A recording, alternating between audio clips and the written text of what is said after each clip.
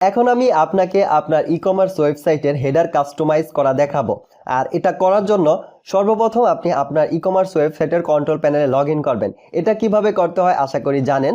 আপনি আপনার ওয়েবসাইটের হোম পেজে আসবেন, আসার পর আপনার ডোমেইন নেমের সামনে একটা স্ল্যাশ দিবেন, তারপর লিখবেন SS-L লগইন লিখে জাস্ট ইন্টার চাপ দিবেন, তাহলে আপনি আপনার লগইন ফর্ম পেয়ে যাবেন। এখানে আপনি আপনার ইউজার নেম এবং পাসওয়ার্ড দিবেন, দিয়ে জাস্ট লগইন করবেন। লগইন করার পরেই আপনি এরকম একটা ইন্টারফেস দেখতে পারবেন।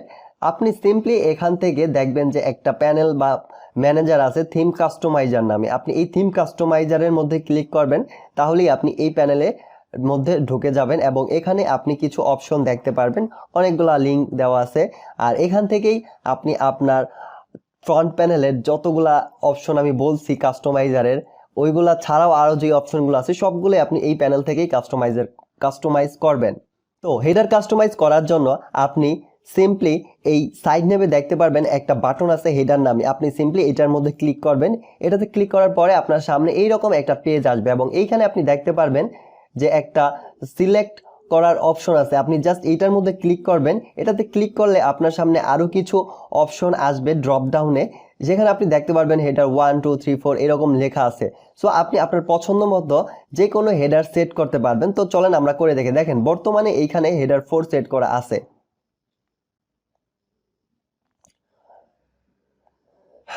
এখন এই হেডার 4 এর আউটপুটটা কীরকম এটা চলেন একটু দেখে আসা যাক। সো এটার জন্য আমি একটু হোম পেজে যাচ্ছি। হোম পেজে বা আপনার ফ্রন্ট প্যানেলে কীভাবে যাবেন, এই ডিফল্ট প্যানেলে আসবেন, এখানেই দেখবেন যে ভিজিট ওয়েবসাইট নামে একটা বাটন আছে, এখানে ক্লিক করবেন, তাহলেই আপনি আপনার ওয়েবসাইটের হোম পেজে চলে আসবেন। এই ট্যাব নতুন একটা ট্যাবে এই হোম পেজটা ওপেন হইলো। সো আমি এটা এখানেই রাখছি এই নতুন ট্যাবে।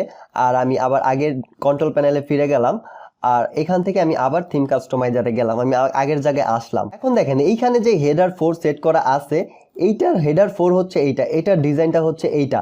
এখন আপনি চাচ্ছেন এই হেডারটা আপনার পরিবর্তন করবেন। তো এটা করার জন্য আপনি দেখেন এখানে আসবেন, যেভাবে বললাম, এসে জাস্ট এখানে ক্লিক করে ধরেন হেডার 1 সেট করবেন, করে জাস্ট কনফার্ম এন্ড আপডেটে দিবেন। দেখেন এখন এখানে হেডার 1 সেট হয়ে গেল। এখন দেখি আমরা ফ্রন্ট প্যানেল থেকে এটার লুকটা কীরকম। এখন আমি হোম পেজে আসলাম, এখানে এটার রিলোড দিলাম।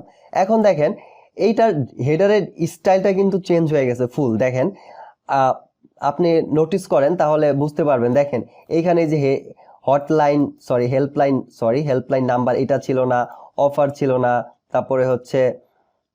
তারপরে দেখেন এই নিচে কিছু কুইক লিঙ্ক বা বাটন আছে, এইগুলা কিন্তু ছিল না আগের ওয়েবসাইটে। সো আপনি দেখলেই বুঝতে পারবেন ফুল কিন্তু ডিজাইন চেঞ্জ হয়ে গেছে। তারপরে এই হেডারের লোগোর নিচে আবার একটা আপনার ওয়েবসাইটের টাইটেল, ট্যাগলাইন বা মোটো আছে, এইটাও আমরা চেঞ্জ করে দেখি। আমরা অন্য আরেকটা হেডার সেট করি। এটা করার জন্য ধরেন আমি হেডার 2 সেট করলাম, হেডার 2 সেট করে কনফার্ম দিলাম। আপনি যখন হেডার 2 সেট করে কনফার্ম দিবেন তাহলে আবার রিলোড দিবেন, পরে দেখতে পারবেন যে হেডার 2 স্টাইলটা হচ্ছে এইরকম। এখানে কিচ্ছু নাই, একদম সিম্পল একটা হেডার, শুধুমাত্র লোগো আছে, আর কিছুই কিন্তু নাই। সার্চ বার নাই, সাইড নেম ওপেন বাটন নাই, লগ ইন বাটন নাই, কার্ড বাটন নাই, কিচ্ছু নাই। ঠিক আছে, সিম্পল একটা হেডার। সো আপনার যদি এইরকম হেডার ভালো লাগে তাহলে আপনি এইটা সেট করতে পারেন। চলেন আমরা আরেকটা হেডার সেট করে দেখি। হেডার 1 2, আচ্ছা এই কয়টা হেডারই এখন আছে, বাট ফিউচারে এখানে কিন্তু আরো হেডার বাড়তে থাকবে আস্তে আস্তে, 1 2 3 4 5 6 7 এইরকম। সো আপনি জাস্ট একটা একটা করে হেডার দিবেন, সেট করবেন, করে কনফার্ম দিবেন, দিয়ে জাস্ট এই ফ্রন্ট প্যানেলে আসবেন, এসে রিলোড দিবেন, দিয়ে দেখবেন যে কোন স্টাইলটা আপনার ভালো লাগে ওইটাই আপনি পার্মানেন্টলি রেখে দেবেন আপনার ওয়েবসাইটে, বা কিছুদিন পর পর আপনি চাইলে আপনার হেডার চেঞ্জ করতে পারেন স্টাইল, কোনো সমস্যা নাই। আশা করি বুঝতে পারছেন কিভাবে আপনি আপনার ওয়েবসাইটের ফ্রন্ট প্যানেলের হেডারটাকে কাস্টমাইজ করবেন। জাস্ট এখানে আসবেন, তারপর আপনি যে কোনো একটা হেডার সেট করবেন, ধরেন হেডার 4 দিয়ে আবার আগের মতো ধরেন যে কোনো একটা হেডার সেট করবেন, করে আপনি রিলোড দিয়ে দেখবেন এটার স্টাইল কেমন, যে স্টাইলটা আপনার ভালো লাগে ওইটা আপনি রেখে দিবেন। জাস্ট এইটুকুই কাজ। সো দেখেন কত সিম্পল, কত কুইকলি আপনি চাইলেই আপনার হেডারটাকে চেঞ্জ করতে পারতেছেন।